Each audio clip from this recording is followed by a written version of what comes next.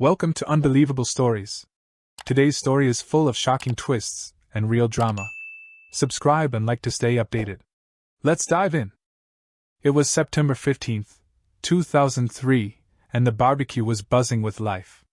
The smell of grilled food filled the air while those old enough enjoyed a drink. A dozen or more motorbikes were lined up by the dunes. It was the yearly gathering of our bike crew to mark the end of the riding season. We weren't a formal club, just friends who shared a passion for motorcycles. With the lifeguards gone and the tide rising, everyone moved closer to the dunes. Tom, a tall, broad-shouldered man with a full beard and in his mid-40s, noticed her first. He knew something was off when she turned up on the beach. Her long denim skirt, thick sweater, and long overcoat would have been less out of place on a cold winter night on this unseasonably warm early October evening with people still walking around in swimsuits. She stood out like a sore thumb. Tom walked over to her and invited her to join them. As she looked up at him, he recognized something. The unkempt hair, the sunken eyes that looked as though they hadn't slept in days, all of this reminded him of something he'd seen before, not too long ago. She turned down the invitation and moved further down the beach. As Tom went back to his friends, he got some ribbing from them. David was especially vocal as he put his arm around his friend's shoulders. "Come on now, Tom, you're not so desperate you have to try to pick up a bag lady." "She's no bag lady, David. She may look a mess, but those clothes are expensive. I don't know what the problem is, but she looks very troubled." A prime example of the changes in the biking community, David was 6 feet tall, broad-shouldered, with a shaved head.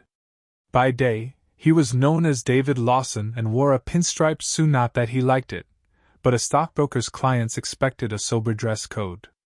Evenings and weekends, he was out on the bike dressed in his leathers, and a bandana covered his shaved head when it wasn't under a helmet. He was a smooth operator and looked after Tom's investments. Tom was more than just a client, he was a friend and a fellow biker. "She's not your problem now. Come on back to the party. I'm sure we can fix you up with some female company." As the beach party continued, Tom kept an eye on the woman down the beach. He had no problem finding girls to dance with and even some mild snogging. Even so, the vagrant woman still occupied his mind. As darkness fell, the party broke up. They gathered up the rubbish and dropped it in the back of Tom's pickup truck. One by one, the bikes started up and disappeared into the night. As soon as the last person left, he made his way through the dunes to where the woman sat on the sand. She appeared to be waiting for something or someone. The surf crashed on the beach and showed up white in the moonlight as the tide retreated. She got up and started walking toward the water. She reached the water's edge and continued to walk straight ahead. This is what Tom had been afraid of when he first saw her face. He knew where had seen the look before 2 years before. He caught sight of himself in a mirror and seen that very same look. As she walked into the water, he knew what he had to do. Running down the beach towards her, Tom knew what she was going to do, and had be damned if had let it happen. He tore his clothes off as he ran towards her. The water was over her knees, soaking the heavy denim skirt. As Tom reached the water's edge, he called out to her, but if she heard him, she took no notice. As the waves started to crash on her thighs, Tom dived into the water and swam towards her. The coat and skirt were soaked and hung heavily on her. She was about to throw herself forward into the retreating tide when Tom stood up behind her and grabbed her around the waist. Startled by his sudden appearance, the woman started to scream while struggling to break free. Tom shouted to make himself heard above the sound of the waves crashing to the shore. "I'm sorry, I can't let you do this. Leave me alone. I want to die." The woman screamed back at him. "If we go out any further, the tide will catch us and we'll both drown. Is that what you want?" He turned her around to face him. "Let me go. I don't want to live anymore. If you go out there, I'll have to try and rescue you. I'm not a good swimmer, and with this tide running, we'll probably both die. Please, save my life and come out of the water." Her hands came up to her mouth, and she looked straight into his eyes and felt the tears roll down her cheeks. A succession of deep sobs forced their way from her stomach. Tom put his arms around her and hugged her to his chest. As they stood there in the surf for several minutes, they battled against the waves to stay upright. Then Tom led her back to the dry sand. As they made their way back up towards the dunes, he picked up the clothes head scattered across the beach. He knew he couldn't leave her. He had to get her away from the beach. He lifted the sodden coat from her shoulders. I think this coat is ruined. The skirt may be salvageable, but the sweater has probably had it. Either way, you'd better get out of them. If the wind gets up, you'll be frozen. Here, put on my jeans and sweatshirt. I've got a jacket in the pickup. I can wear that in my swimming trunks. They looked at each other for a few seconds, and the woman reached to unfasten her skirt. She looked at Tom expectantly. Well, go on then, turn around. Tom apologized and turned his back on her, hoping she wouldn't make a break for it, and returned to the sea. It's all right, you can look now. He turned around and immediately burst out laughing. The jeans came down over her feet, and she had to hold on to the waistband to stop them from falling down. The sleeves of his sweatshirt covered her hands. I'm sorry for laughing, but that really is an outfit that fits only where it touches. Stand still, and I'll roll the legs up. There's some rope in the pickup we can use as a belt. He knelt before her and rolled up the legs of the jeans until she was no longer standing on them. When he got up, he smiled at her. Now you've managed to work your way into my jeans, I think I deserve to know your name. It's Sophie. Sophie Patterson. Well, Sophie Patterson, my name's Tom Porter, and I'm pleased to meet you. Now let's find you a belt and get off this beach before it gets cold. They walked to the pickup, and Tom found the rope, threaded it through the jeans, and pulled it tight to her waist. They got into the truck, and Tom turned it around. Tom, why are you doing this? Because I want to, and because I owe someone. He would have said more, but suddenly in the moonlight, he saw something, a woman, tall, athletic, wearing a white one-piece swimsuit. She reached up and pushed her long dark hair back from her face as she strode out of the surf. He reached out, putting his hand on Sophie's leg and shaking it. Do you see that? He pointed in the direction of the woman. See what? I can only see the waves and the sand. Tom looked again. There was nothing there, certainly no one. He sat quiet for a moment, shaking his head. Tom, are you all right? I'm fine, he said as he snapped himself back to reality. Now I'm willing to bet you've not eaten in a while. Since you wouldn't eat any of our burgers or sausages, I'm going to treat you to the best fish and chips in the whole of Oceanside. Tom set off on the road to Oceanside. He looked across at Sophie from time to time, trying to gauge her state of mind. He hoped he was doing the right thing, showing her kindness. Caring for her must do something, he thought. She'd shown no interest in what they were doing and just let it happen. It was as if nothing could make things any worse. What do you mean you owe someone? Someone did something for me a while ago. I can't pay them back, so I'm paying it forward. I can't really tell you while I'm driving. Ask me about it later. Where are we going? Oceanside, for fish and chips. They continued in silence until Tom pulled into a parking space. He jumped from the cab, walked around, and opened the passenger door. Out you get. We've arrived. Sophie looked at the shop front. I thought you said fish and chips. I've heard of this place. It's a restaurant run by that TV chef. It's very grand and I imagine very expensive. I can't go in there dressed like this. I don't even have shoes Auntie came off on the beach. Relax, it's a chip shop. His proper restaurant is across town. They know me here. Come on. He took her arm and guided her towards the shop door. As they walked in, the man behind the counter greeted Tom. Hi, Tom. Can I expect the rest of the crowd tonight? Not tonight, Alan. I'm just looking for a table for two. Sorry, Tom, the restaurant closed half an hour ago. Tom looked around at the empty shop. Yeah, Alan, I can see you were rushed off your feet. Do you think maybe if you get a minute, you could put some cod and chips on a plate for the lady and a chip butter for me? They'll even do the washing up. Alan laughed. You do the washing up? That'll be the day. Do you want any drinks with that? I would like a cup of coffee, and I think the lady might prefer a hot chocolate. Right you are, Tom. Go and sit down, and I'll bring them over. They found a table, and Tom excused himself to go to the toilet. He returned to find the food on the table. He sat down, and when Sophie looked at him, he noticed a change. Her eyes no longer looked dead. She was still far from right, but something had changed. They think a lot of you here. Alan's a mate, a frustrated biker.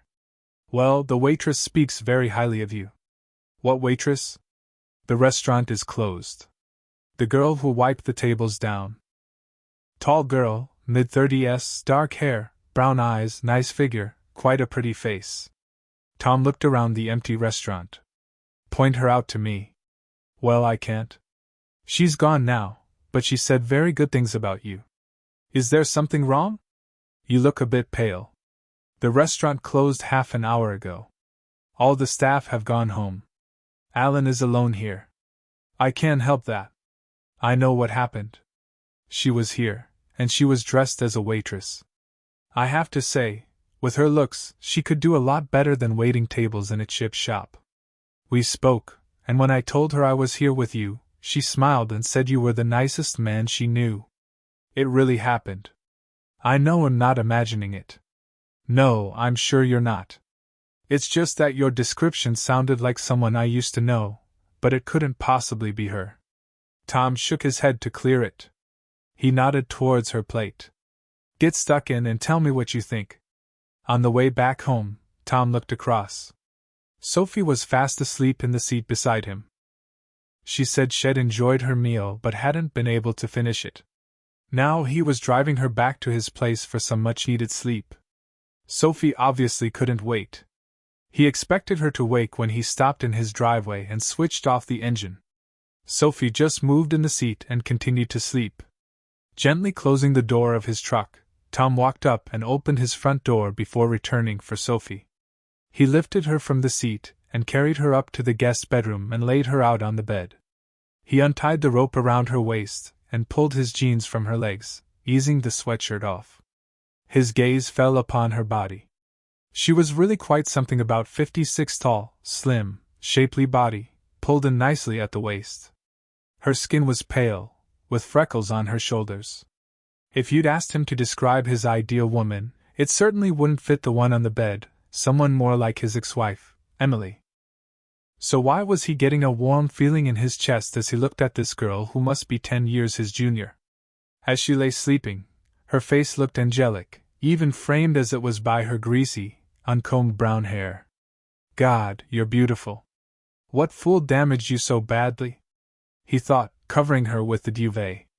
He got a toweling bathrobe from the wardrobe and hung it on the door. Sweet dreams, fair princess, he whispered as he left the room. Tom left Sophie sleeping, went back out, and locked up his truck, then settled down with a glass of wine. He wondered what had happened to put her into such a state. One thing he was sure of, it wasn't money. Even the quick glimpse of her clothes told him they were not cheap.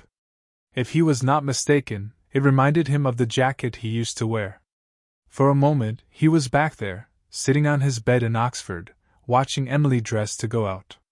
Tom tried to shake the thoughts from his head. He hadn't thought about Emily for months. Now a new woman was in his house, and the memories returned. But that was all they were, memories. There was no longing, no regrets. She had cheated on him in the worst possible way, but now it was history. The cheating no longer dominated his thoughts, and he was pleased that he could remember more pleasant times. The image of Sophie returned to occupy his thoughts once again. There was that warm feeling in his chest.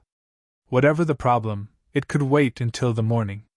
He put his jeans, sweatshirt, and her skirt in the washing machine, set it to wash and dry, and switched it on.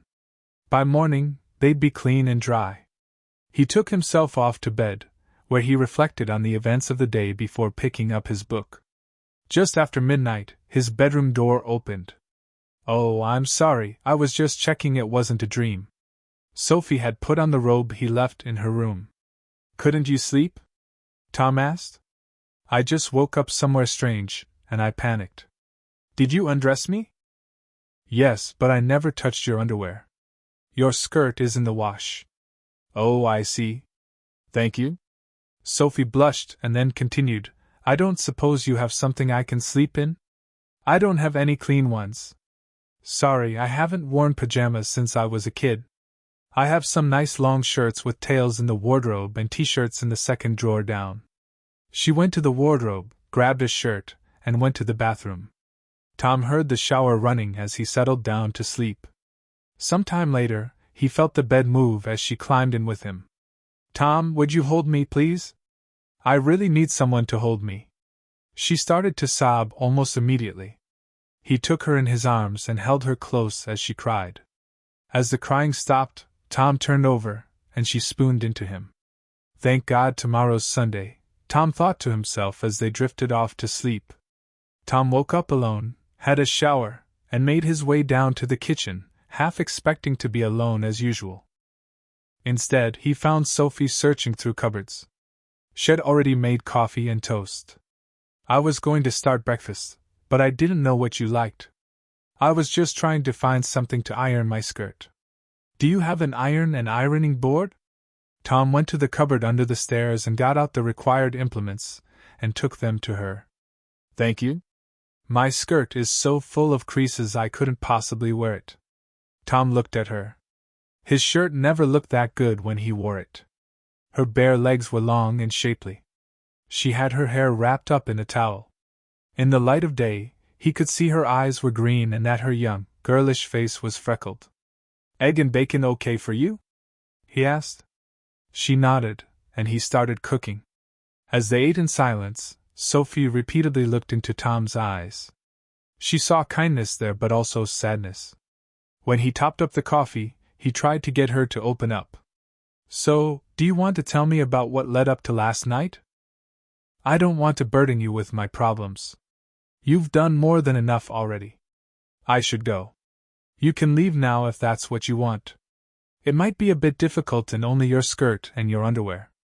It'll drive you wherever you want to go. As she put the last piece of toast into her mouth, Tom glanced at her left hand. He noticed the gold wedding band topped off with another holding a large, sparkling diamond. I see you are married. Do you want to call your husband and tell him where you are? At the mention of her husband, she started crying again. Tom immediately knew what the problem was. He got up and stood beside her, holding her face to his waist. So, it's husband troubles. What's he done? I don't have a husband anymore. He's divorcing me. Tom sat down again and took her hands in his. He waited for her to control her sobbing. So that's what brought you to the beach last night? Partly, I suppose. I don't know, Tom. This is so unlike me.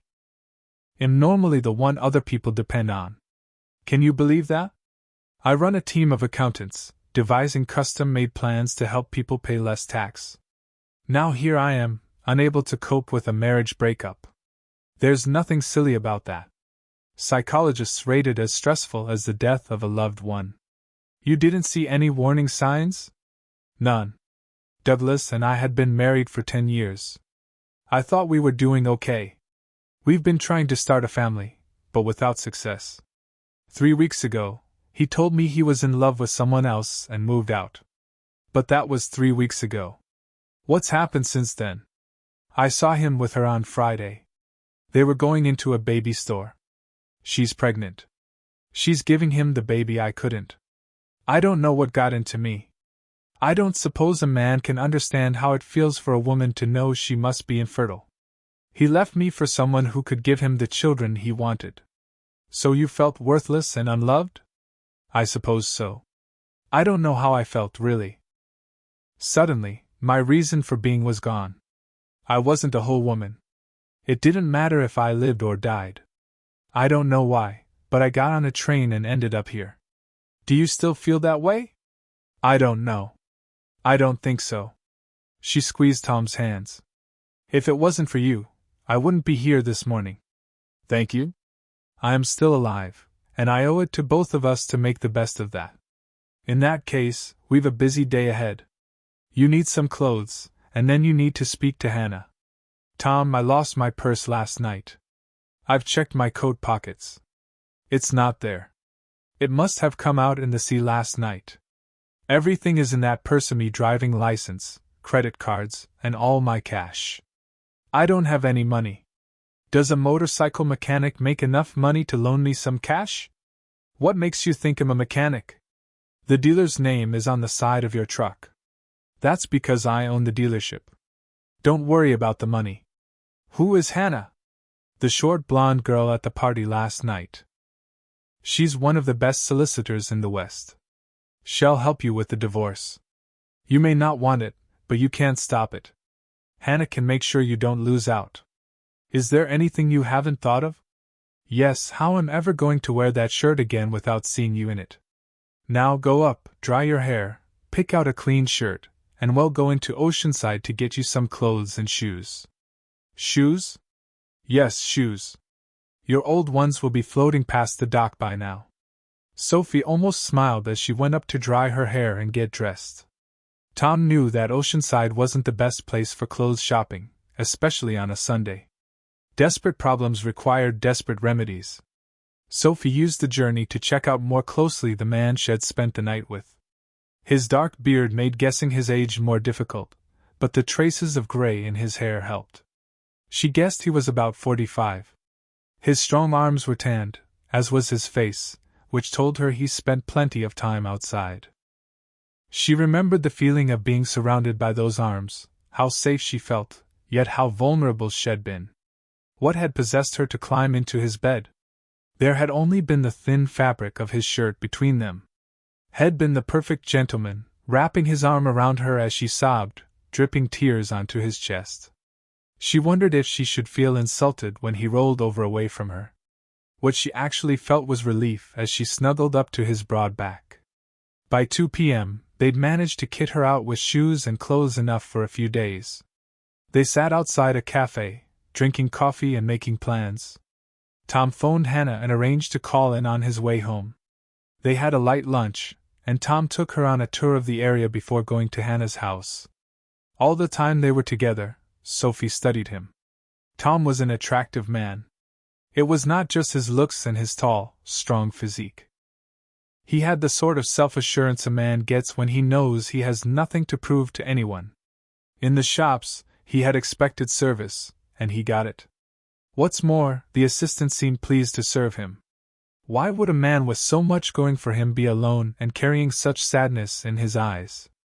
They arrived at Hannah's, and Tom left the girls to talk about the divorce while he and Paul, Hannah's husband, took a couple of beers into the garden and talked bikes. After the best part of an hour, the girls joined them, and a tearful Sophie asked to go home. The journey back was quiet, and Tom wondered whether he pushed her too hard. He decided to delve a little. How did it go with Hannah? She told me the same as you did. I can't stop it, so I've got to get the best settlement I can. She mentioned that with another partner, I might want to try IVF and that a good settlement might pay for that. She helped me come to terms with things. Douglas, my husband, didn't go to that woman because she could give him children. He only found that out after he started cheating on me. She helped me see for the first time that it really wasn't my fault. Then Sophie started to delve too. Tom, who is Clara? Hannah said if I wanted to know you, I should ask you about Clara. Clara is me. It's a nickname. So how did you get such a strange nickname? It was at the St. Mark's Carnival in Manchester. It's quite a spectacle and a magnet for the biking community. People travel down from London for it. Trouble is, this year, the National Front held a rally in Manchester on the same day, and there was a bit of trouble. And you were involved in the trouble? Not involved, really? There's something about me you should know. I don't go looking for trouble. Most of the time, I walk away from it, but there are some things I just can't ignore. Go on, tell me about Clara. Okay. We were at a burger bar down by the station when a young kid came along. He couldn't have been more than 17. He was just minding his own business, going to catch a train, when he was set upon by half a dozen National Front skinheads. At first, they just pushed him about, but then one of the group kicked him in the balls. He went down, and they all started to kick him. I don't think any of the other bikers saw it. There were 2 cops at the station. I couldn't believe it. He just stood and watched. I couldn't stand by and see an innocent lad take a beating, so I started the bike and rode straight at them. The group dispersed, but when I got off the bike to help the lad up, they came back. The one who started the kicking pulled a knife and said, "This ain't your fight, Grandad, so just go to hell." I told the kid to get between me and the bike. I could hear the rest of the lads running over to us, so I knew we wouldn't be outnumbered for long. The bloke with the knife lunged at me, so I swung at him. I had my crash helmet in my hand, and it hit him full in the face. I broke his nose, jaw, and cheekbone, apparently. He was certainly out cold. The lad just squeezed my hand and ran off into the station. And the police did nothing all this time? Oh yeah, when it was all over and the guy was laid out on the road, they came over and tried to arrest me. That's when Hannah came to the rescue. She gave them her business card, took their numbers, and told them that her client would happily answer questions at home, and they could expect an official complaint about their failure to protect the public. It turned out the guy I hit only got out of prison 2 days before. Had done a rather nasty number on his girlfriend. He was out on license, so he went from the hospital straight back to the Nick. But why Clara? Tom smiled. That's because of what the lad said as he gripped my hand. Awesome, man. You were well hard for an old guy, innit? The next time I went out on a ride, as I pulled off my helmet, the whole of the bike crowd were chanting, "Wellard, Wellard, Wellard." The name just stuck. So you're not just my hero, you're everyone's knight in shining armor. I'm not even a knight in black leathers. I just try to do the right thing. Well, I'm very glad you do. Whatever led me to your beach did me a huge favor. She leaned over to put her head on his shoulder. Can I cook for you tonight? Of course, if that's what you want. As she squeezed his arm, she got excited as she felt his well-defined muscles. That night, as she cooked, she kept glancing at Tom, and every time the excitement returned. She couldn't remember the last time she'd felt so drawn to a man. She knew that she wanted him, but what would be the next step? How could she get him to make a move on her? She thought about the previous night when she'd been completely at his mercy, and had done nothing. Perhaps he doesn't fancy me, she started on dessert and made her decision. It was time to take her life back, and if that meant making herself vulnerable again, then that was a chance she was prepared to take. For the first time in 2 years, Tom ate a meal at home that he hadn't cooked himself. He sat at the table while Sophie waited on him. He couldn't keep his eyes off her as she moved about the kitchen and waited at the table for him. He tried not to let her see him looking at her, but the thought of her lying in bed next to him last night excited him. He admired her trim waist and remembered the sight of her lying on the bed. He asked himself what fool walks out on such a charming, beautiful young woman. When they finished eating, she made him coffee. As she placed the cup on the table, she turned and kissed his lips. Tom responded immediately, putting his arm around her waist and pulling her onto his lap. They enjoyed a passionate kiss, then another and another. Sophie pulled away to get her breath back. Well, that answers one question. You're straight. Of course. Who said I wasn't? No one. I keep getting told what a lovely man you are, yet there is no woman in your life. I just wondered, that's all. So, are you happy now you know? I'm not sure. You had me at your mercy last night, but you didn't even try to seduce me. I suppose you just don't find me attractive. Sophie looked into his eyes, willing him to say it wasn't true. She longed for him to take her in his arms. The way he kissed her indicated there was something there. She desperately wanted to feel loved, but more than that, she wanted to be loved by him. She waited with bated breath for his reply. If I would taken advantage of you last night, I would have lost your respect and deserved to lose it. I turned away from you so that you didn't get to feel what was happening to me. As for not finding you attractive, I think I've just shown that I do. Her heart beat faster as she listened to his reply. She wanted him, this much she knew, but could she really wait for him to make the first move? She loved him for being a gentleman, but would that also stop him from making a move on her? Her mind was made. It was now or never. I'm glad. It makes the next part so much easier. You've been really good to me, and I don't like to ask for another favor, but am going to. Would you make love to me, please? She looked down, and her long brown hair fell across her face. Tom could hardly believe his ears. This beautiful young woman was asking him to make love to her. It had been the best part of 2 years since Head had sex with anyone, and he wasn't even sure the last time was real. He thought about it for a moment, and it became clear she'd come to her senses, and now she was grateful to him for saving her. He struggled to find a response. His face started to redden as he spoke. Sophie, I really am very flattered that a lovely young woman should make me such an offer, but making love is very important to me. I don't want to do it with someone because they feel they are obliged or grateful to me. It has to be because I care for that someone, and she really cares for me. Sophie was silent for a moment. I should feel insulted, but I don't. I'm not offering my body as a thank you, though heaven knows I should. I asked you to make love to me because you are quite the most wonderful man I've ever met. My head may be in a mess right now, but this isn't gratitude, and I know I want you. If you didn't care for me, you would have given me over to the police or some hospital by now. So I'll ask you again, please, Tom, please take me upstairs and make love to me. She took his hand, she got up, Tom got up also, and without letting go of her hand, led her upstairs to his bedroom. They stood together beside the bed. Tom turned her to face him, lifted her chin, and kissed her. She looked deep into his eyes. I've never kissed a man with a beard before. I thought it would prickle, but it feels soft and tickles my nose a little. She giggled. Tom put his arms around her and pulled her to him.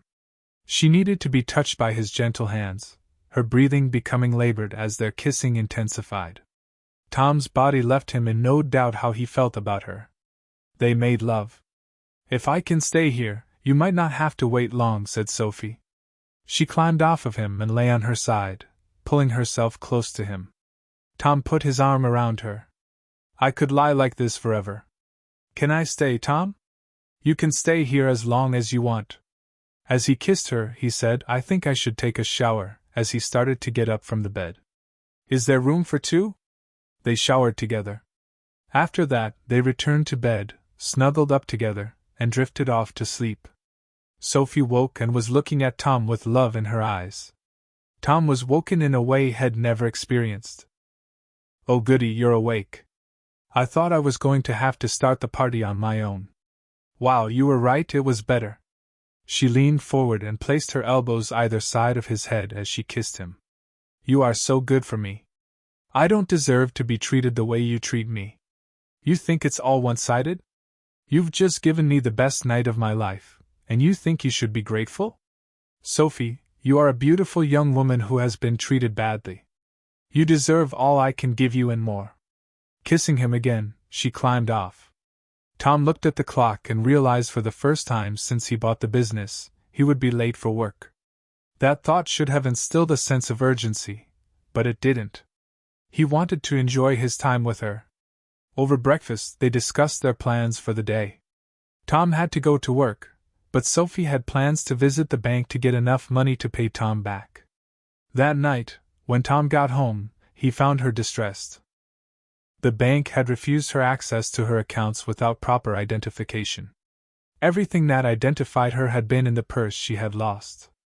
Tom told her it was no problem, but she felt the need for her independence. I must go home, Tom. I need to sort things out. I have a job the company will want to know why I didn't go in today. I've cancelled all my cards, but they'll only send replacements to my home address. My passport is at home. Once I've got that, I can prove who I am and get access to my own money. She saw the sadness returning to his eyes as she pressed on with what she had to say. I'm going to ask another favor. I would like you to buy me a train ticket to get me back to Swindon. They'll pay you back as soon as I get access to my bank accounts. The money is not important, Sophie. I don't want you to go. I like having you here. And I love being here. To tell you the truth, I think I'm falling in love with you. But I must take control of my life. There is so much that needs to be done. I need to get control of my finances again. Then there are all my possessions in the house, not to mention my clothes. Douglas has already moved out, so I'm going to sell the house. You must see that, Tom. I've got a whole new life ahead of me, a life that I hope will include you. But before I can do that, I have to wind up my old life. This is not the end, Tom, more like the beginning, if you want it to be. You must know what I want. If getting you back means I lose you for a while, I suppose that's what I must do. That night, they enjoyed each other again. Both thought it was even better than the previous night. The following morning, with a heavy heart, Tom drove her to the station. They got to the station as the London train departed. Faced with an hour's wait for the next train, Tom and Sophie found the station cafe and settled in for the wait. Tom, when I asked you why you helped me, you said you owed someone. I don't think it was money, so do you think you could tell me what you owe and to whom? The short answer is that her name is Clara Hayes, and I owe her my life. Nothing special, just something I can't pay back. You can't expect me to leave it at that. We've got plenty of time, so tell me the story. Are you sure you want to hear this? It's a long story, and you may not like what you hear. Just tell me, Tom. Okay. The story starts 2 years ago. I had my own software company. You've probably heard of it, Porter Software Solutions or DSS Limited.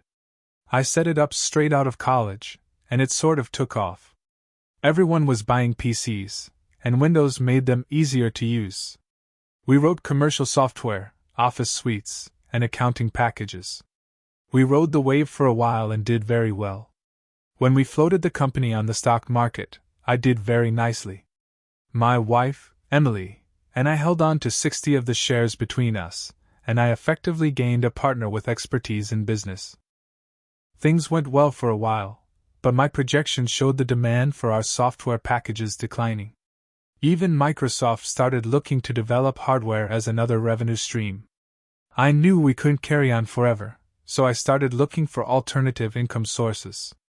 Our expertise was in software development, so I looked into developing bespoke software for business users. I also set up a department to develop digital TV boxes.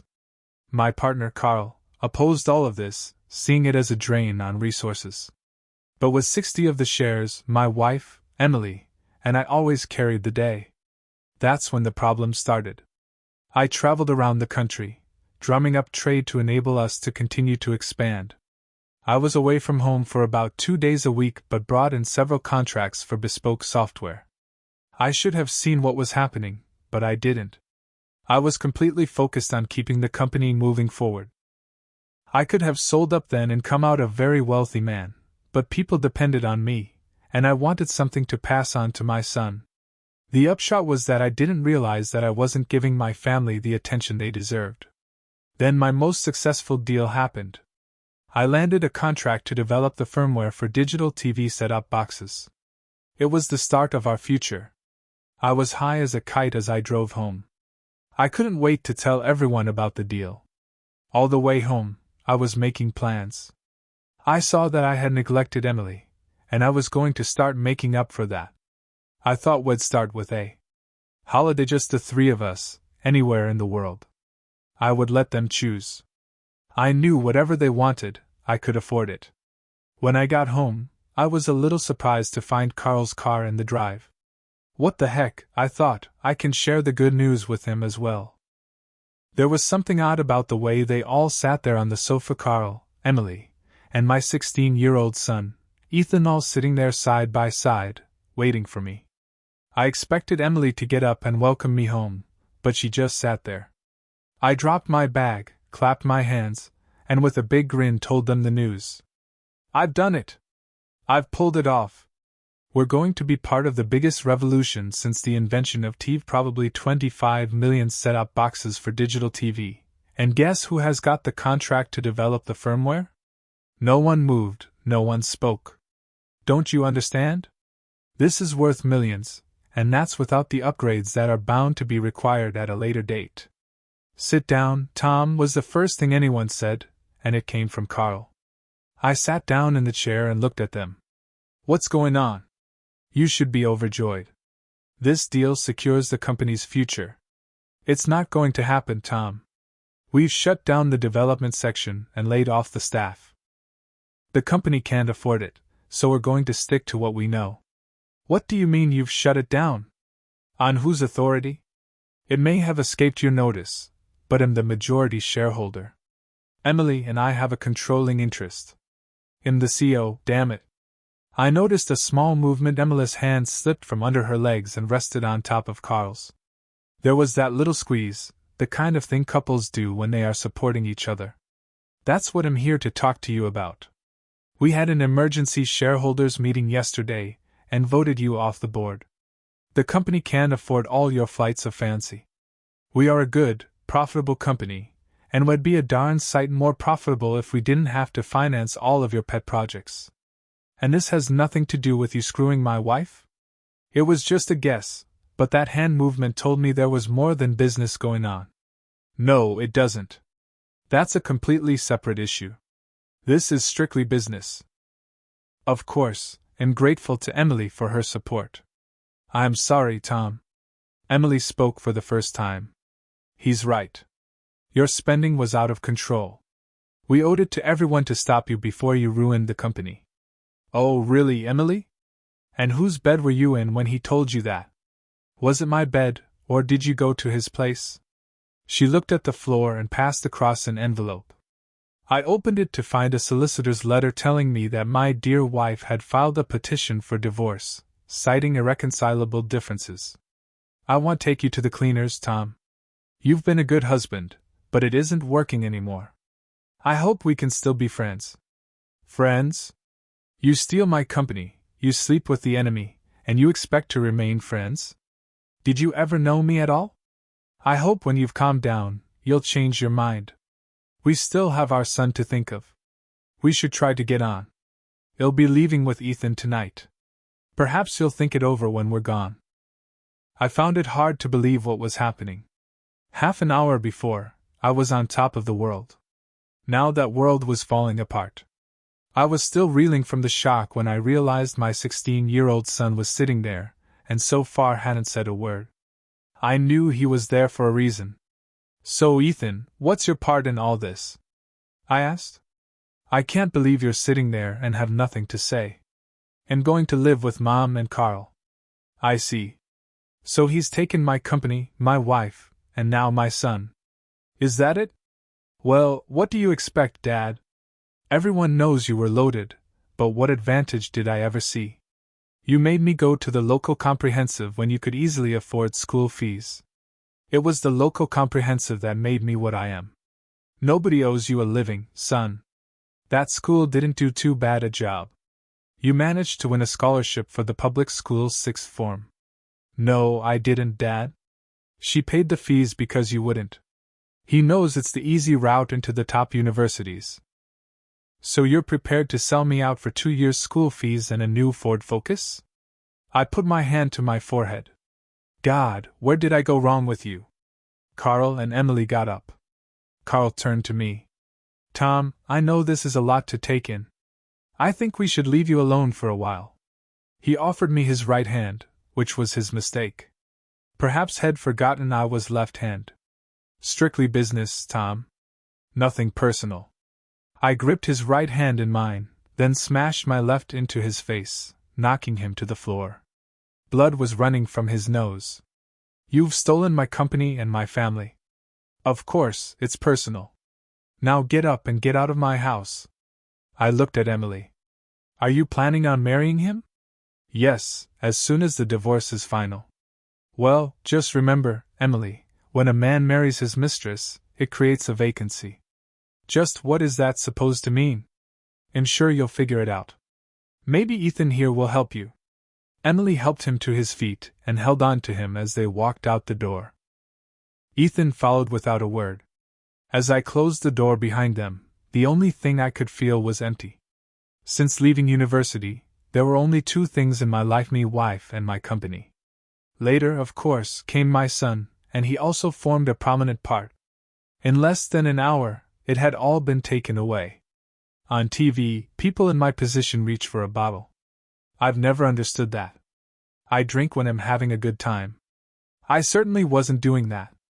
I sat in the chair, trying to decide what to do, but no answers came. I got up and walked around the house. I used to love that house. What's not to love about it? A large Regency house overlooking Hampstead Park. Of course, I loved it, and so I thought did Emily. Now it was just an empty shell. All the happiness I would known there was gone. I don't know how long I paced around the house, trying to find something to be happy about. It got dark. It got light again, but it meant nothing. I could hear the telephone ringing somewhere in the distance. I tried to think of the last time I was happy without Emily. I remembered the holidays with Mom and Dad in the caravan down in Cornwall.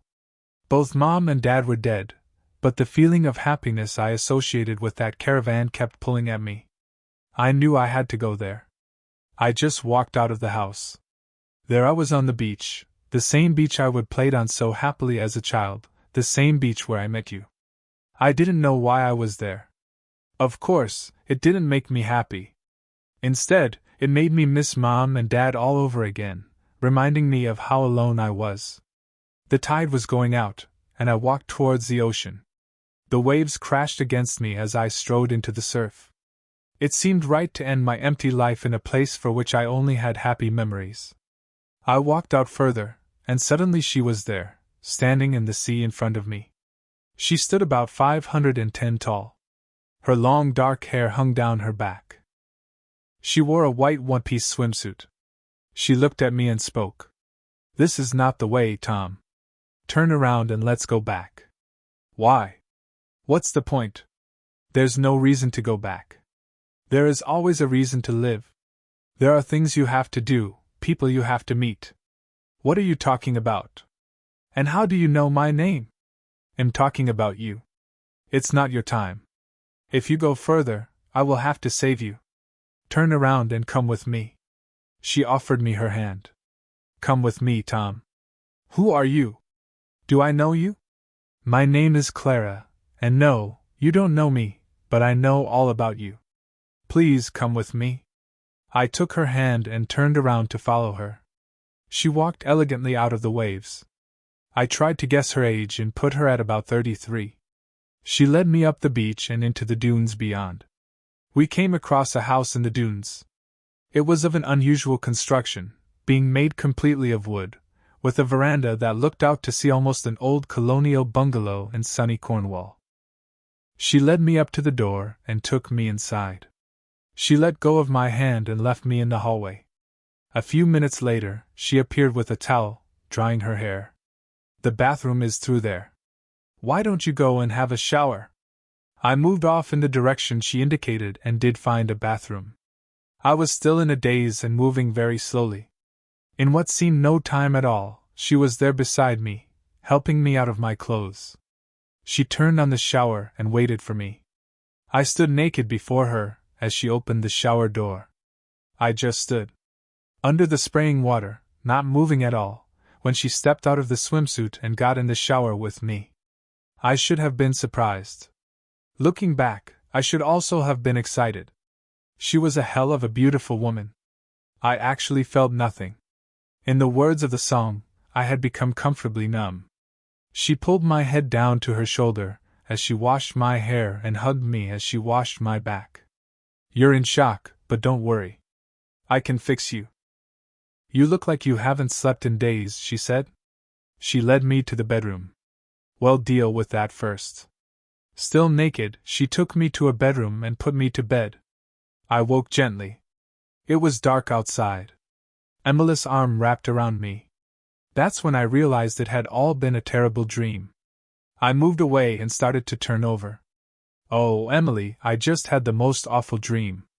I dreamed you'd left me and you and Ethan had gone to live with Carl." I turned towards her and ran my hand up her body, her neck, and then her face. Something was wrong. I reached for the bedside lamp, but it wasn't there. I started to panic. "What's going on, Emily? Where are we?" The light came on. I looked into her eyes, and everything came flooding back. Oh God, it wasn't a dream, was it? Clara took my chin in her hand and kissed me. No, Tom, it wasn't a dream. It all happened, but it doesn't have to be as bad as you think. Look at me, Tom. Don't you like what you see? Yes, you're very beautiful, and any man would feel privileged to wake up with you, but you are not the woman I'm in love with. Are you still in love with her? I don't know anymore. She obviously doesn't love me. Don't be too hard on her or yourself, Tom. You must know why he seduced her. The question is, do you want her back? I don't think I do. She chose Carl over me. I would always be thinking I was second best as far as she was concerned. She kissed me. Never ever think of yourself as second best, Tom. Now, are you going to use this weapon, or do I have to wait another day? What do you mean, another day? It's 2 a.m. You've been sleeping for 30 hours straight. I'm a normal woman with normal woman's needs. It's been a long time for me, and when I'm sharing a bed with a hot man, I do get a bit excited. Clara put her arms around me and pulled me closer. She locked her lips on mine, and her tongue started to dance with mine. I pulled away from her. I'm sorry, Clara. Can we take this a little slower? I'm not sure I can handle all this yet. She smiled at me and kissed my forehead. So that's not a no, then? It's a not now, that's all? I feel the need to go to the bathroom right now. When I turned to bed, Clara was either asleep or pretending to be. I got back into bed and spooned into her. I slept fitfully and woke about 7 a.m. to the smell of coffee brewing. I sat up in bed. The door was open, and down the passage, I could see Clara occasionally passing the end of the passage. She wore a short silk robe tied around her waist. She came back to the bedroom with 2 cups of coffee. Tom hesitated. Just how much should he tell her? He had no idea what effect it might have on their relationship if he told her exactly what had happened with Clara. His mind wandered as the memory of his time with Clara flowed back. She put his coffee down on the nightstand, and as she turned, her robe fell open. She held on to my head and kissed. Well, that was a pleasant surprise, she whispered. Your wife was a very lucky woman. She thinks she still is. She has a new lover now. I know all about it, Tom, and am telling you, it's her loss. How can you? I hardly know you. He climbed off and lay down beside her. She stroked his face. And that's what you do for someone you hardly know. I can only imagine what it's like for someone you really care for. Take my word for it, it's her loss. Now, what do you say to breakfast, then down to the beach for a swim? Tom felt the nudges on his arm. I said you made love to her, didn't you? It's all right. I don't mind. It was before you met me. It was Sophie, bringing his mind back to the present day. Yes, I made love to her. For nearly 6 weeks, we'd go to the beach, swim, and work on our tan. We'd spend our nights making love. Sometimes we'd even do it in the middle of the day. In the evenings, we would sit and discuss things. I told her how empty I felt.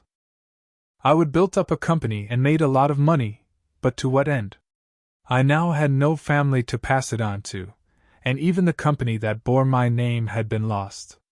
Somehow, a great success seemed like a failure. Clara would have none of it. She would list my achievements and all the people who'd benefited from my efforts. Having such a beautiful woman wanting me to make love to her did wonders for my self-esteem. I started developing feelings for her, but she was adamant that a relationship could never be. As the days shortened, she started to tell me that she would soon have to leave. The night before we parted, we talked. She told me she had to go and didn't know when she would be back. You need to go back and reclaim your life. There are many things you still have to do. You are not a man who gives up. You had given up when you came here, but you weren't in your right mind. Now you can go back, pick up your life, and take it in a new direction. That night, we made love slowly, tenderly. She stroked my face, kissed my lips, and told me how much she would miss me. The following day, after breakfast, she donned a 2-piece black suit. I wore the clothes I would arrived in. She drove me to the station in her white BMW 320i. It was an amazing car. It must have been 15 years old but was still in showroom condition. It even had that new car smell. She dropped me off at the station, and we said our goodbyes. How will I know when you're back? I asked.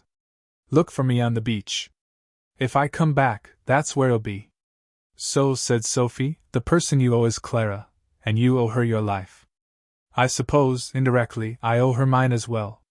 Yes, I suppose you could look at it that way. If it wasn't for her, I wouldn't have been on that beach. If I hadn't been there myself, I wouldn't have recognized the look in your eyes. And you couldn't let me do it because you owed it to Clara? That's not completely true. I could never have let you do it. I know things are never that bad. I had to make you see that. So what happened when you went back? And why did you never find Clara? This is where the story starts to get weird, and I realized something was amiss on the train journey home. I bought a newspaper on the train. I'd been away from everything for 6 weeks, no radio, no TV, no newspapers. I thought I would catch up on what was happening in the world. I was surprised to find some of the stories that were breaking on the day my world fell apart were still in the news. According to the newspaper, only 10 days had elapsed since my world fell apart. Knowing it couldn't be true, I strode through the train looking for the newspaper seller. How dare he sell me a paper that must have been 5 weeks old? When I tackled him about it, he looked at me as if I was mad. He told me that it was the current issue. He pointed at the date. See, that's today's date, he said. I told him it couldn't be. That date was 5 weeks ago. Tell you what, mate. Why don't you look at the date on your ticket? I looked at the ticket, and it showed the same date as the newspaper. I went back to my seat, totally embarrassed and mystified. When the conductor came through checking tickets, I asked him what the date was. He pointed to the date on my ticket and told me that was the correct date. I tried to accept it and carried on with the crossword. I got home by mid-afternoon and found the message light on my answering machine flashing rapidly at me. The first few messages were nothing at all, just people who couldn't think what to say to a machine. The first message of any significance came from my secretary. She asked me to call her and even left her home number. A couple more empty messages and then a voice I recognized. Tom, are you there? Please pick up. I need to talk to you. My own beloved wife sounded worried. After a few more empty messages, then one for my solicitor. Tom, Emily has been to see me. I think we need to talk. Call me as soon as you get this. A few messages later, it was my secretary again. Mr. Porter, please call me. I need to know you are all right. You've got my number. Anytime, day or night, just call me. I would forgotten all about Olivia. I would never met a more dedicated secretary, and now I would left her in a state of confusion. I made a mental note to call her after I would called the solicitor. A few more empty messages, then she was back again. Tom, just pick up this phone and talk to me. I didn't mean it to be like this. Please talk to me. Then there was the bank, desperately needing to talk to me. A few more blank messages, and there she was again. Tom, where are you? I still love you. I need to know you are safe. I dropped by the house today. You weren't there, and the bed hasn't been slept in. Please, when you get this, call me. Still loves me, she said, just not enough to stay out of Carl's bed, not enough to support me in the company. That was one call I wouldn't be answering. I called my solicitor, Adam Keller. He had represented my company from the beginning. He was a man I trusted both in business and as a friend. I wasn't surprised that Emily would have gone to him for advice, but my guess is that Stuart sent her away. He sounded relieved when I got through to him. Tom, it's good to hear your voice. How are you? I am fine, Stuart. I've been away for a few days to get my head straight, but am fine. What's the problem? Emily came in a few days ago with a chap called Barker. They said that you were no longer CEO and wanted access to all company files. I told them that until I had something from you to that effect or a set of approved minutes of the shareholders' meeting, then I needed your approval to show them anything. Is all this true, Tom? Have you really been voted off, and are you and Emily really getting a divorce? I'm sorry to say it's all true. Well, I've been a naughty boy. When I couldn't get hold of you and after what they told me, I processed an order freezing all your bank accounts. I need you to drop by my office and sign the paperwork. That Barker bloke claims you gave him a first refusal on your company's shares at the same price he bought in at. I told him that didn't sound like you and that he would need it in writing. Are you intending to sell? You know, Stuart, I rather think I am. But if he wants them, he'll have to pay top dollar for them. He'll drop by tomorrow, and we'll talk then. I said my goodbyes and hung up. Next, I called Olivia. The switchboard operator put me straight through, and the relief was evident in her voice. Oh, Mr. Porter, thank God you are all right. I've been so worried about you. I'm fine, Olivia, really I am. I didn't know what to do, sir. I found out what they had done to you, and I wanted to leave straight away, but I have a family, and we need my salary. Don't worry, Olivia. You did the right thing. If I needed a secretary, you'd be the first person I would call. Mr. Barker has taken over your office now, sir. I'm supposed to work for him. They made me box up all of your personal items, and I didn't know what to do with them. Just put them in the rubbish, Olivia. There's nothing that I want from that office. Are you sure, sir? What about the family photos? Don't you want them? Put it all in the rubbish, Olivia. That's where it belongs. The rumors were true then, sir? If they concerned Mr. Barker and my wife, then yes, they were true. I'm so sorry, sir. I don't know how they could do that to you. I don't think I can stay here. They'll have to find another job.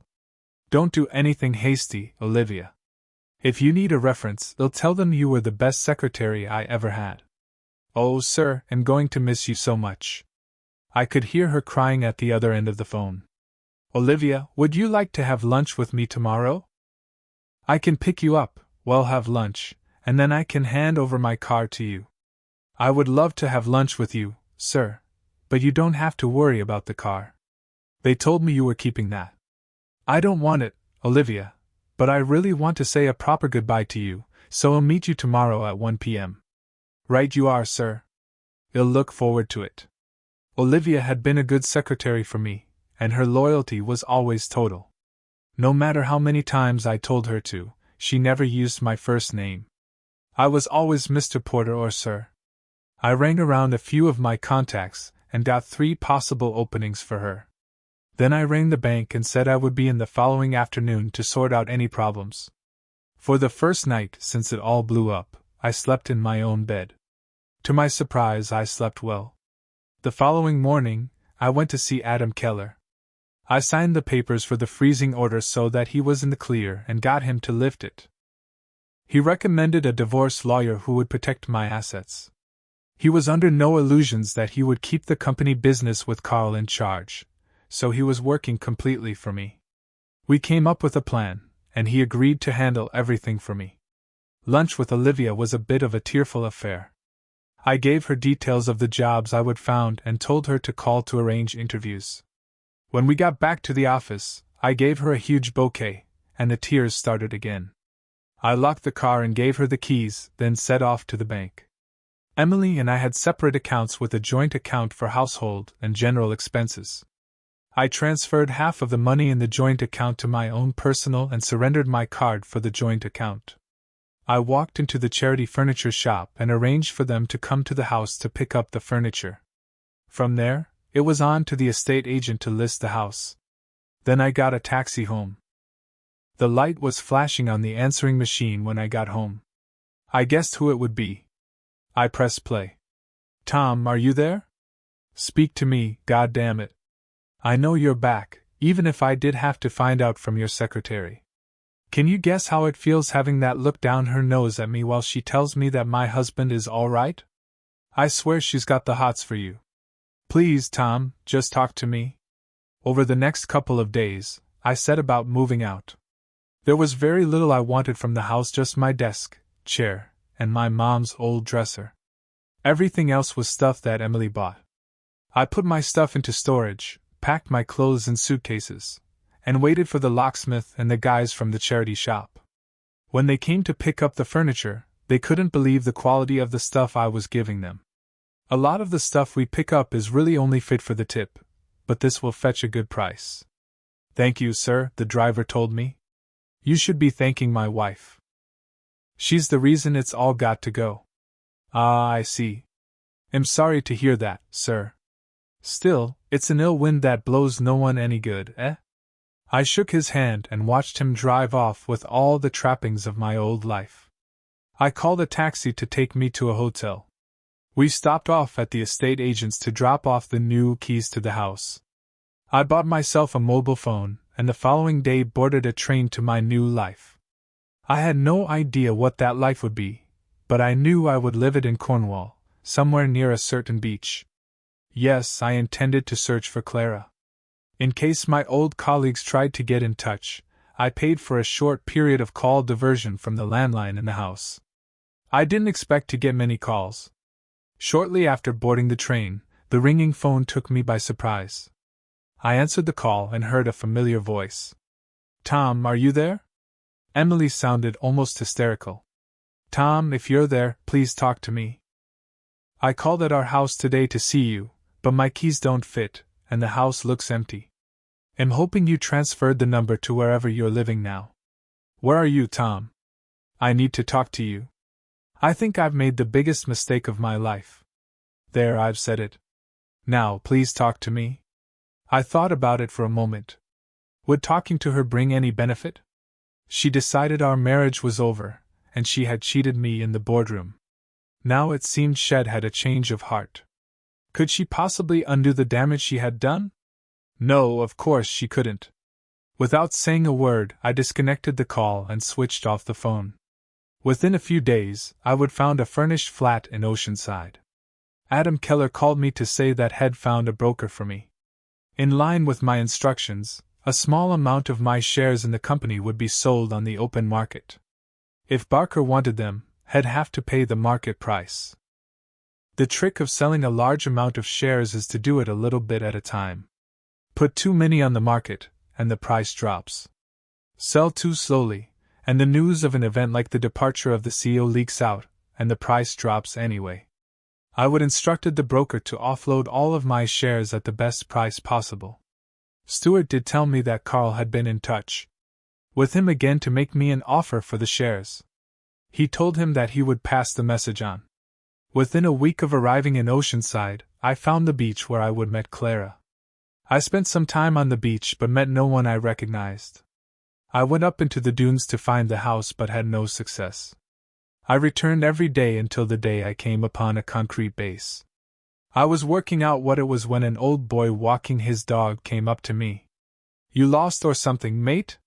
"Not really, just looking for something, and I was sure it was right here." "What is it you're looking for then?"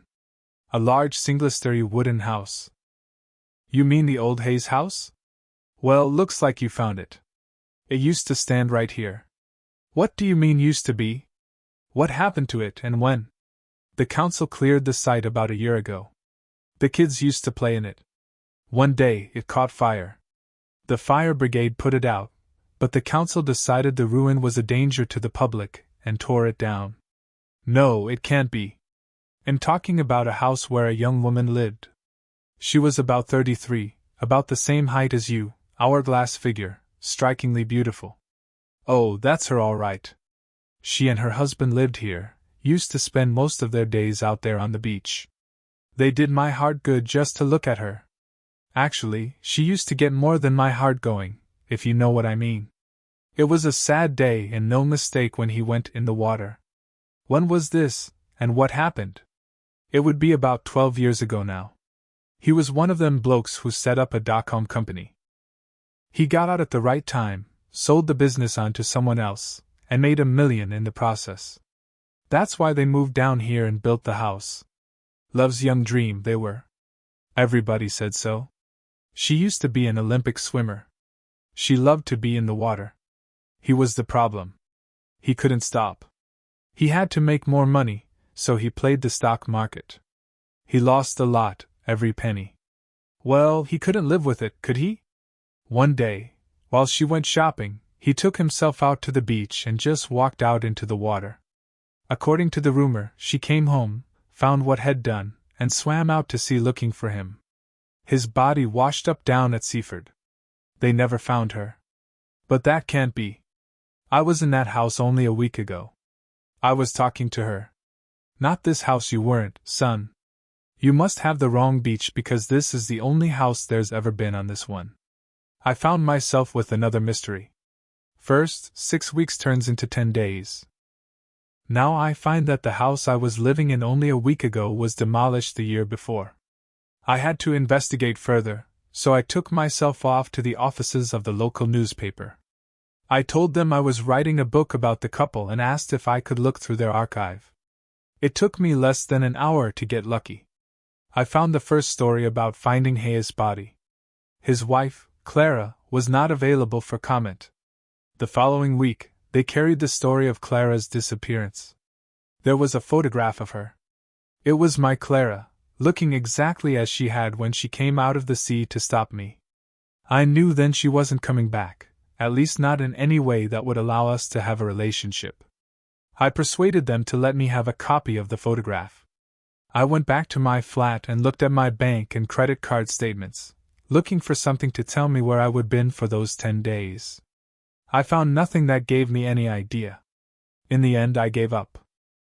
Even though I knew she wasn't coming back, I still felt drawn to that beach.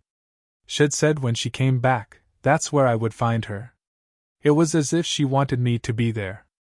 I bought a house here, and when I found an ailing motorcycle dealership for sale, I indulged the passion of my youth and bought it.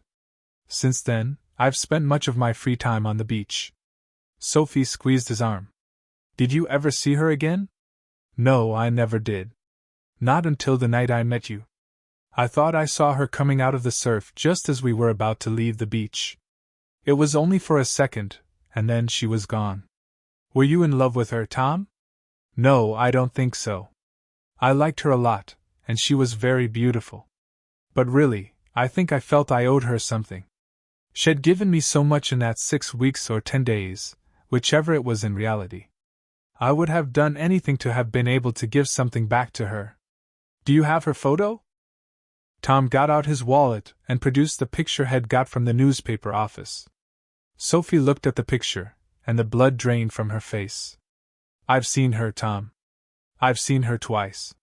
She was the waitress in the fish and chip shop. I met her again when you took me clothes shopping. She was in the fitting rooms in one of the shops. She told me what a good man you were.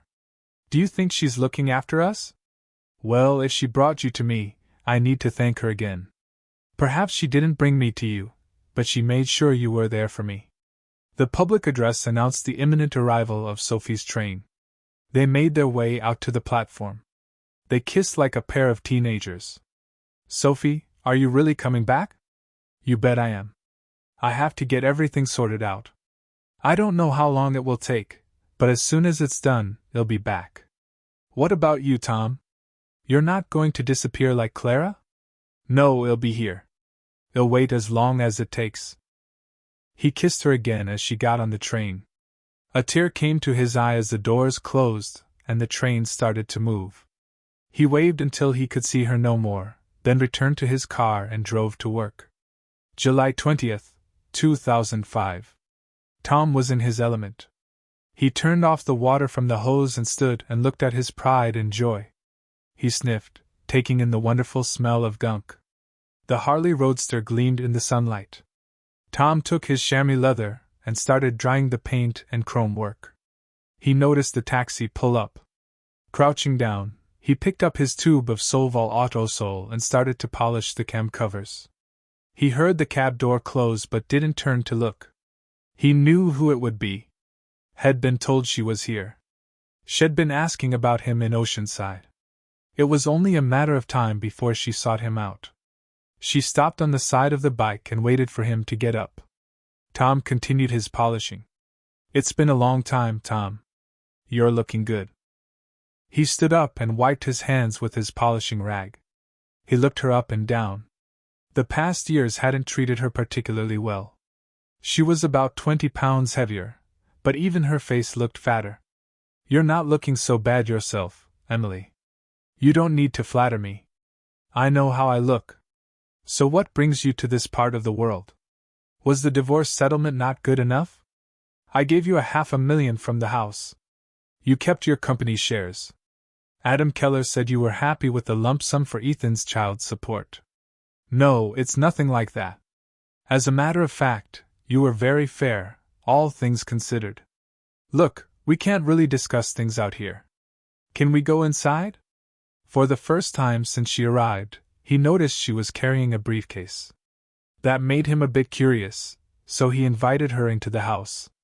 Once inside, she looked around. This is nice, Tom. A good-sized garden, I see. And you've got, 3 bedrooms, or is it 4? Only 3 at the moment. But you didn't come all the way down here to look at my house. What is it you want? Tom set the coffee filter machine going and waited for her to answer. It's you I want. I've come to ask you to come back.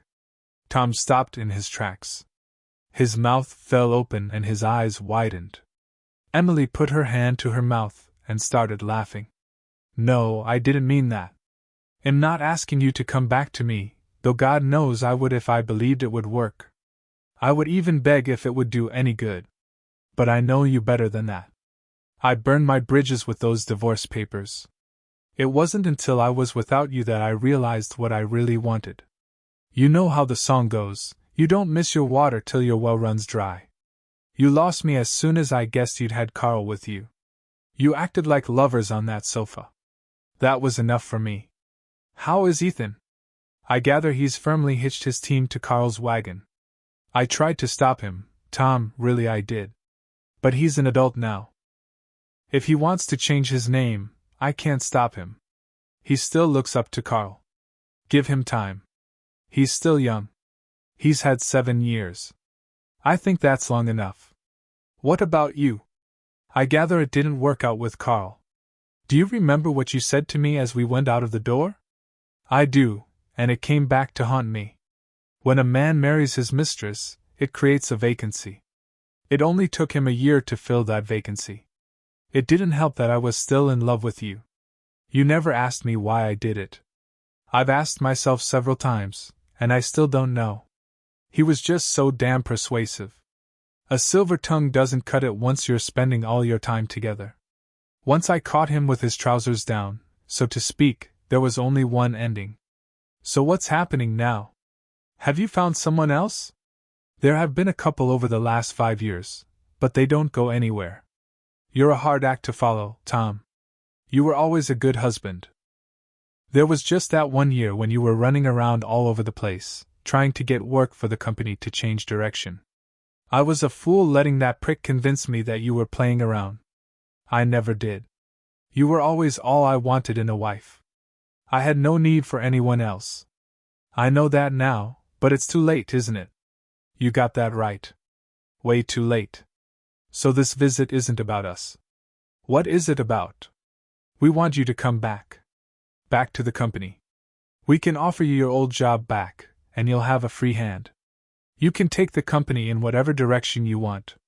You keep saying we, Emily. Who is we? The board and the bank. It won't surprise you, Tom, because you predicted it. The company is in trouble. The bank won't lend any more money unless we can put together a credible diversification plan. We've tried, but the clients don't believe we have the expertise to deliver. We need someone with credibility, Tom. We need you. What does Carl have to say about this? He's okay with it, but it wouldn't make much difference if he wasn't. He's still only got 30. Thanks to the divorce settlement, I've got 33. The rest of the board and the bank support me. I've even brought a contract with me. Tom got up and poured the coffee and brought 2 cups back to the table. He sat down and took his cup in both hands. He took a sip from his coffee and addressed Emily. What makes you think I want to come back? I'm happy here. I have friends here, and I have no need to come back. Oh, come on, Tom. You can't tell me that you're happy running a motorbike shop. I can see that it allows you to indulge the passion of your youth, but you can't tell me it stimulates your brain. Emily became aware that Tom was no longer looking at her but over her shoulder. She turned to see a Toyota MPV pull up on the drive. A slim redhead got out, opened the back door, and helped two copper-haired children get out of the car. They walked towards the front door. Tom got up and walked towards the door. "Are you expecting visitors?" Emily asked. "No, I'm not," he said as he opened the door. The two children came running in and grabbed hold of his legs. "Daddy, why didn't you come swimming with us today?" said the little boy. Tom squatted down to talk to him. "Because, little man, I was expecting a visitor who came all the way from London." "Is she here now, Daddy?" asked the little girl. "Yes, darling, she is sitting over there at the table." Tom stood up and hugged the young woman and kissed her.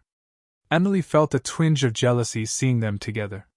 "We missed you at the pool today," Sophie said as she put her arm around his waist. "Are you going to introduce us?"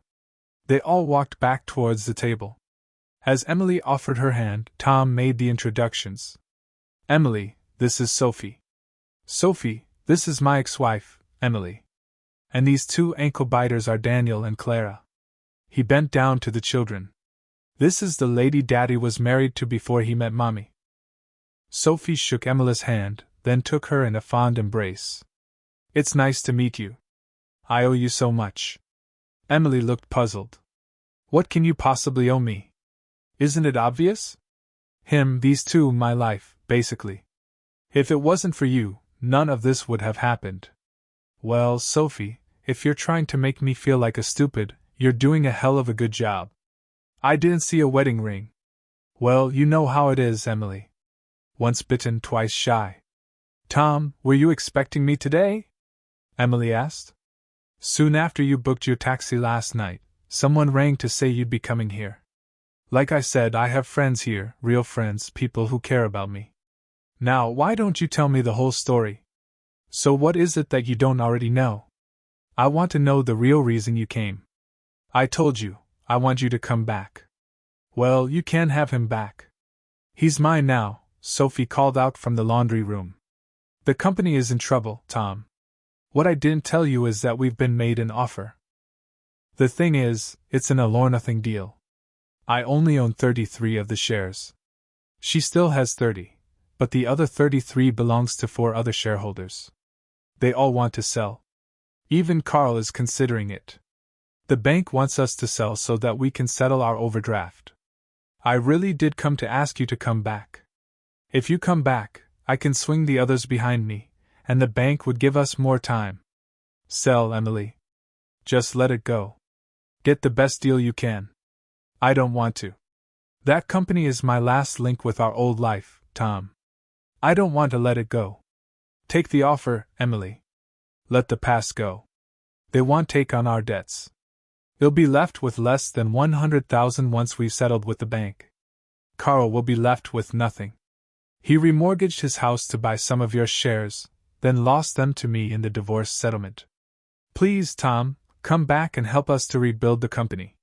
You've done it before, and if we let you do it your way, we wouldn't be in this mess. You can't be happy being a motorcycle dealer. You're capable of so much more. Take the offer, Emily. I'm happy here. I like doing what I do. Yes, I am capable of more than selling motorbikes. That's why I have my finger in so many other pies. Just go home, take the money, and move on." Sophie came back into the room. "Emily, I'm about to start lunch. Would you like to join us? I'm sure Tom would be happy to drive you back to town later." Emily looked at Tom and realized she was wasting her time. "No, thank you very much. I must be going. Thank you for your time, Tom." She got out her phone and called for a taxi. No sooner had Emily left the house than Sophie walked up to Tom, put her arms around his neck, and kissed him. "You are a very naughty man, Tom Porter. She doesn't know, does she? And you're not going to tell her, are you?" "Right on both counts," Tom said as a broad grin spread across his face. "The last time I found something that amusing was when my ex-husband's baby came out brown. Of course, you getting me pregnant made it all the more enjoyable. Like you said, I'm a very naughty man." September 29th, 2003. As they filed into the lunchroom, some of the employees of Porter Software Solutions thought there was something familiar about the guy with the beard sitting at the back of the room. However, The main focus of their attention was the slim, shapely redhead standing beside him. She looked elegantly sexy in her two-piece suit. Sophie waited for them all to assemble, and closed the door before she spoke. Ladies and gentlemen, you will all be aware that DSS has been experiencing some financial difficulties, and the future has been somewhat uncertain. I'm pleased to tell you that as of 9 a.m., that uncertainty has been removed. This company has been taken over by Wellard Data Services. She paused while the whisper went around the room. Wellard is a company built up over the last 6 years to address the need for online data storage foreseen by our founder. We own 2 large server farms, one in Reading and one in Edinburgh. Much of our business comes from companies desiring to disaster-proof their data. We've acquired DSS so we can add value to what we do by providing online bespoke programs. This is not going to yield profits immediately, so we need to release assets tied up in this company. To this end, we are selling this building and relocating to Truro. No way! Shouted a voice from the crowd in front of her. Excuse me, sir? You are Ethan Barker, project manager, and there is no way you're moving us to the back of beyond. I'll take it to the board if I have to. Tom stood up.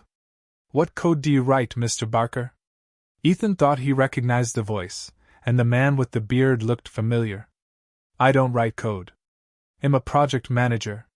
Well, Mr. Barker, all our project managers also write code, so I'm afraid the invitation to move down to Truro with us will not be open to you. As for taking it to the board, you just have. I own Wellard, and now I own DSS again. I am the board, Mr. Barker. What I say goes, and I say we move to Truro. We will get enough from the sale of the London properties to pay the salary bill until we develop new products. If you pop along to Human Resources at the end of this meeting, they will tell you all about the statutory severance package. Ethan knew now who he was dealing with and got up and left. Tom continued. If anyone else feels the same way as my son, they are welcome to join him. We hope to take most of you with us, but that will be your decision. We will offer a generous relocation package. As Miss Hayes has already mentioned, this building will be sold. So will the 2 flats owned by the company. These are currently occupied by young Mr. Barker and a young lady providing personal services for Mr. Carl Barker. We will be bringing in our own management team. You've already met Ms. Hayes, who is the chief accountant. Those of you who've been with the company for 7 years or more may recognize the people who join us. There are a number of people who served DSS well in the past, and I've managed to persuade many of them to return. Mr. Carl Barker and Ms. Porter no longer have a role in the company. I will be meeting with all heads of departments this afternoon to outline the way forward. If you have any more questions, Ms. Hayes will be pleased to answer them. Thank you. Tom left the room and made his way to what had once been his office, where he found Carl Barker. Good morning, Carl. Packing up your personal belongings? Well, I wasn't, but I suppose if you want this office, I'll move. I like the beard, Tom. If you hadn't spoken, I would never have known it was you. Yes, I would like you to vacate the office. In fact, I would like you to vacate the premises. There was a knock at the door, and Olivia, Tom's old secretary, passed him a box for Carl's personal belongings. I really thought you'd want to keep me on. With my contract, ITLL cost you too much to get rid of me. You know that. I'll enforce it. Oh, Carl, you really should have read the sale contract. The previous owners were responsible for honoring all senior management contracts. That means you'll be suing yourself if you try to enforce it. What's the problem? You must have got 85 grand out of the sale. Yeah, and I owe more than 4 times that much on my house. I had to remortgage it in order to buy some of your shares. I shouldn't worry, Carl. I'm sure you'll get another job in a month or 2. Perhaps my son will share his redundancy pay with you. After all, you shared your name with him. You haven't fired him. I can't believe you'd be that vindictive. Didn't have to. He fired himself. Said there was no way he was going to Truro. Carl busied himself collecting his personal possessions and putting them in the box while Tom waited.